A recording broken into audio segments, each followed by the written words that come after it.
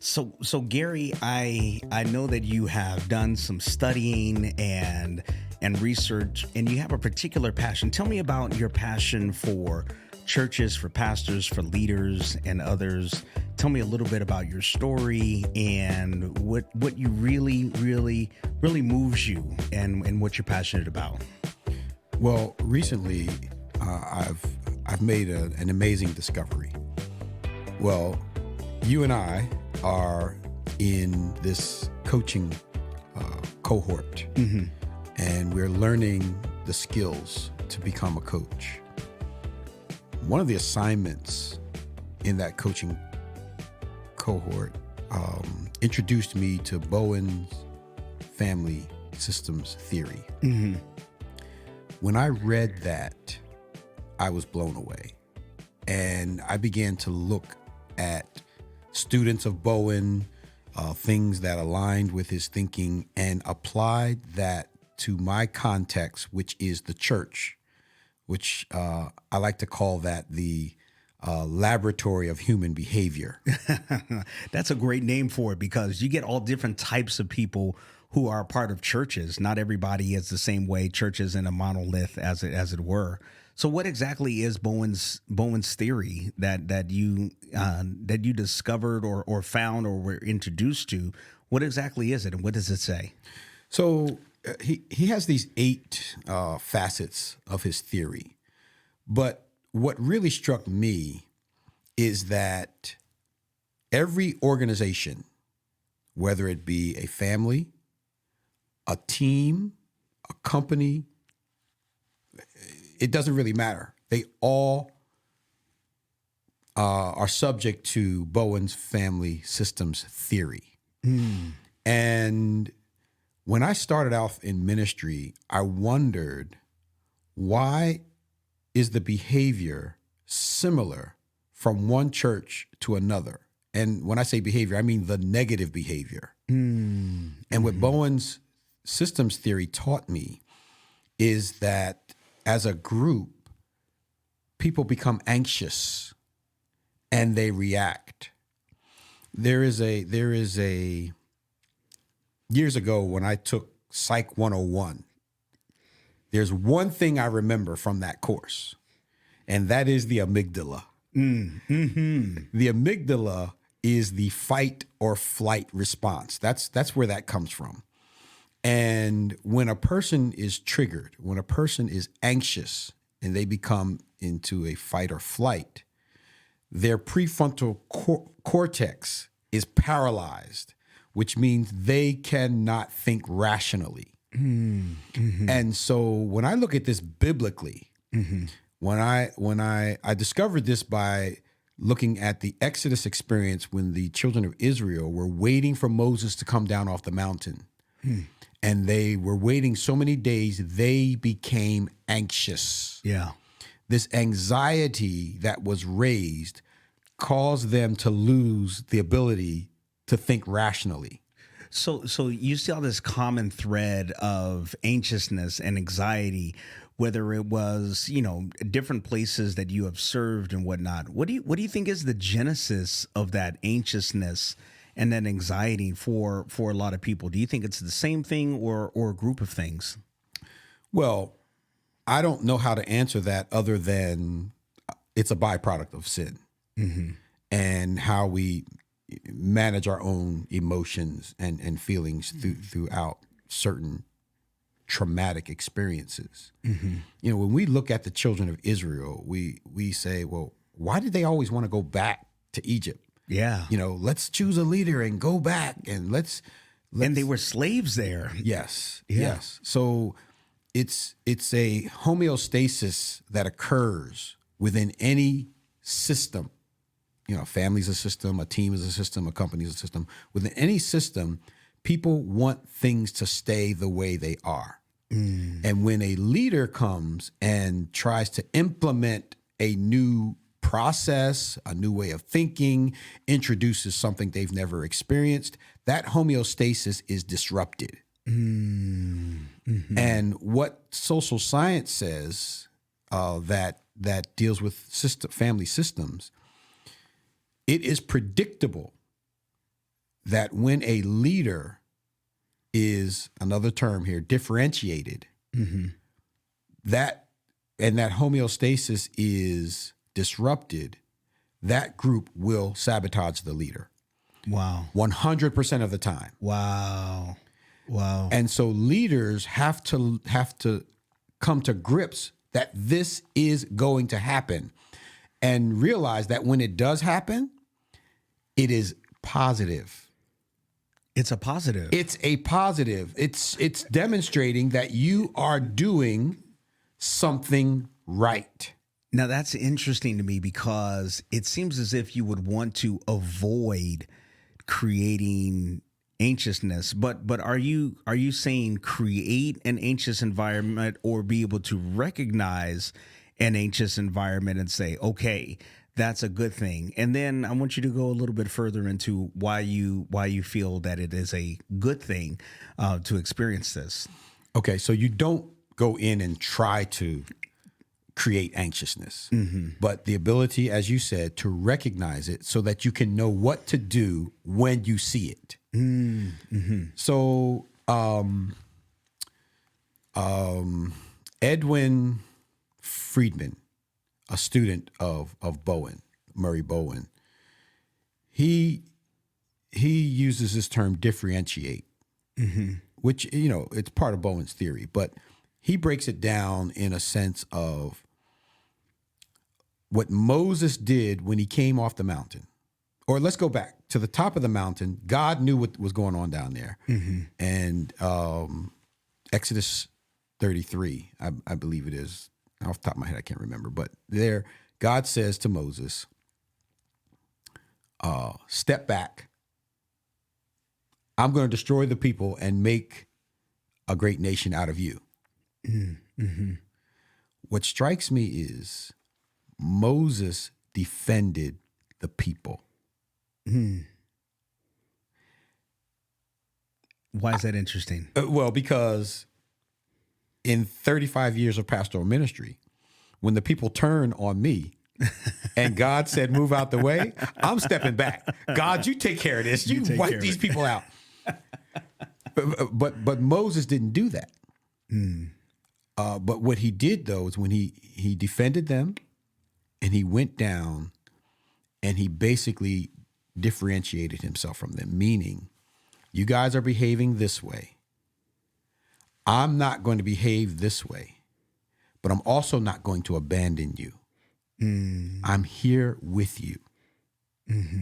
It seems as if you're suggesting or leading down a path that says Moses was demonstrating some really healthy emotional behaviors, knowing who it was that he is and who they are, some differentiation between the two of them.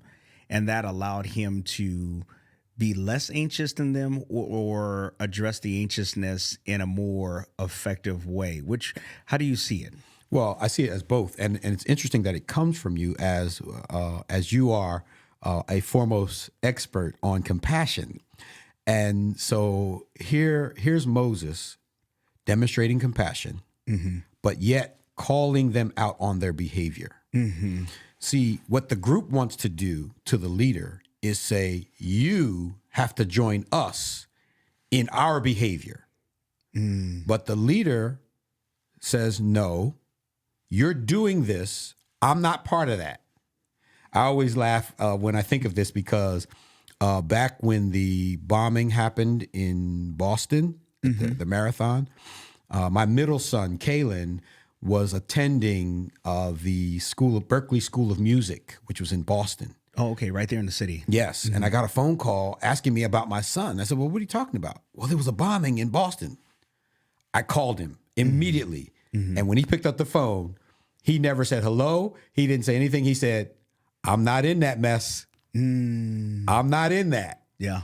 So that let me know he was safe. That was the message I needed. And so we have to send the same message to our people when they're behaving in a way, in an anxious way.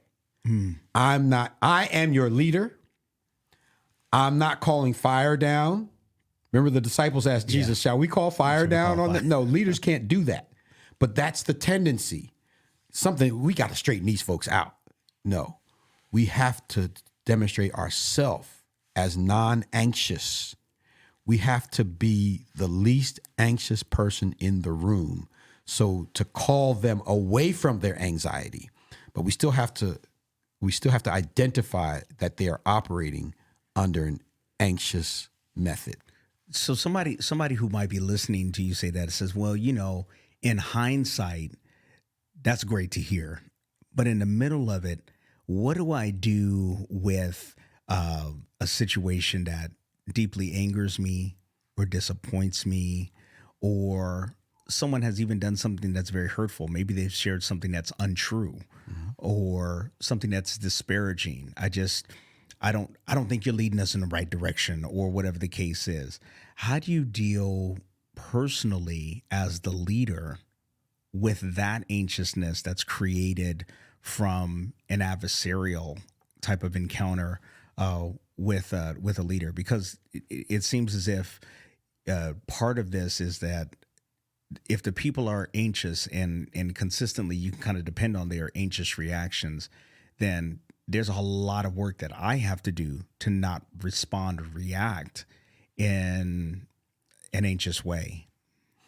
Well, that's exactly what I want to teach my coaching clients when I complete my coaching certification.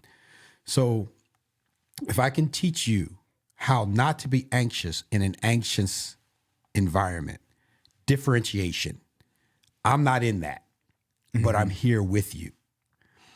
That way, the people can possibly begin to calm themselves as well. You cannot teach a person right from wrong while they're anxious. It doesn't work from a cognitive perspective. It just isn't going to work. It's impossible.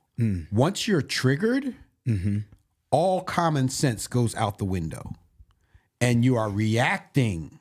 Yeah. You are reacting to the disruption of your homeostasis.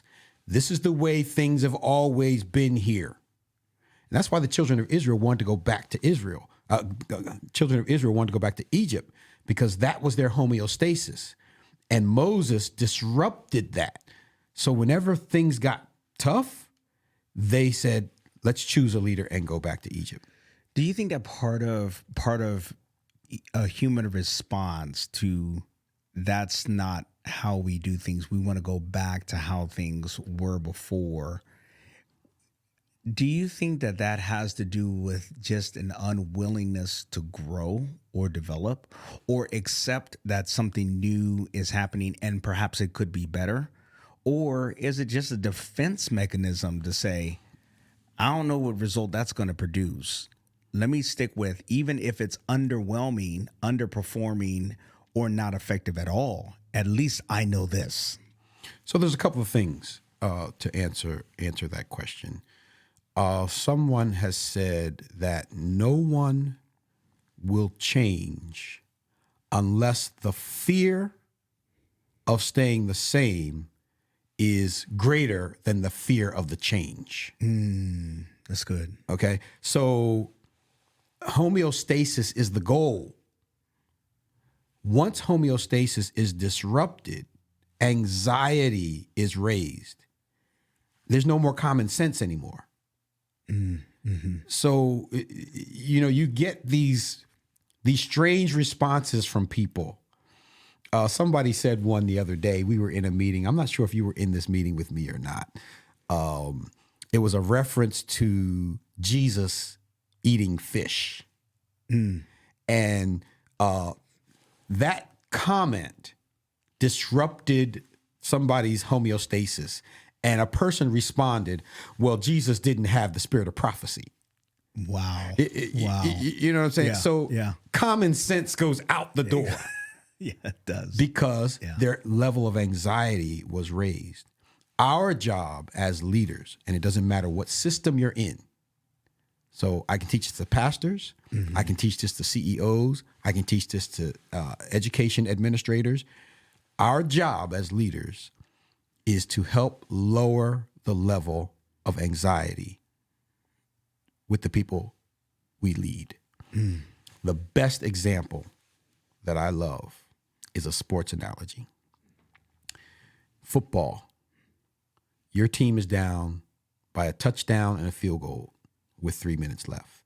The quarterback has to be non-anxious. He's got to be the coolest person on the field, because if he communicates anything other than cool, it's going to raise the anxiety of every other player. And that's why A.J. Brown dropped the pass when he needed, because he was anxious. Maybe I shouldn't have shouted out A.J. like that, but the point is, the quarterback has to be cool. So non-anxious is different than urgent. Oh, absolutely. So as clients work with you, will you help them to be able to define the difference between leading with urgency and leading with anxiety? Yes. So, some marriage counselors say you shouldn't yell in your home unless the building's on fire. Okay. Fire is urgent. Yeah. Yeah. But what do people say? If someone were to come in here and say, the building's on fire, that's going to raise people's anxiety. Yeah. But trained people come in and say, okay, everyone, the alarms are off. I need you to stand up, walk out single file, be calm, and let's leave the building. So as leaders, we have to have that coolness. My dad used to say, everybody be cool. That was his reaction to everything. Everybody be cool. And so that's what we have to be able to do. And when they see that you are cool, it helps them to level out. At the end, and as you work with clients and as they learn how to manage their own personal anxiety and the anxiousness of the organization that they lead, whether it's a company or a church or even their very, very own home, what do you think will get better for them overall? Because I know that for a person that's in the leadership space, they're saying, how will this help me grow in some way? Give me a growth metric that a non-anxious, non-anxiety-driven leader, how would that help them to grow their company or grow their church? Is it all internal? Is it external? Well, Stephen Covey wrote a book called The Speed of Trust. Good book. Which the premise is people can't follow you if they don't trust you. And by being non-anxious, you raise the level of trust. And that's very important in order to lead people. And so that I want to teach leaders exactly how to do this. I want to be able to bounce. They can bounce their ideas off of me. I can help them identify the anxiety that's happening in their group and how to manage it. I love that. As a matter of fact, I can't wait to grow and to learn more about what it is that you have to share, because people are dealing with all different types of reasons. They're anxious and have anxiety, some to the level to where they're actually taking medications for it. But I think some of the awareness that we can have that we might be causing some of the anxiety in our organizations and how we can bring it down will be great. How could people get in contact with you if they want to get more information and grow and have conversations, set up appointments so that they can learn how to be the non-anxious leader and bring about some growth and development in their organization? Okay, well, I haven't launched my website as yet, but it's in the making. I have to, make sure that the name is available and all that. That's good. So we're getting in on the basement floor here. I love this. Yes. I love it. Yeah. Yes. But I will provide my my email address. We'll put it in the lower third or something afterwards, so people can reach out to me. For sure. Dr. Banks, thank you so much for sharing a much needed and an important aspect of leadership that I think that many leaders, including myself, can benefit from. And look forward to hearing more as you develop this and stories from your coaching experience throughout the years, because I'm sure there'll be some tremendous wins and some really interesting insights that you gain throughout the years. Hey, thank you for having me. Look forward to it.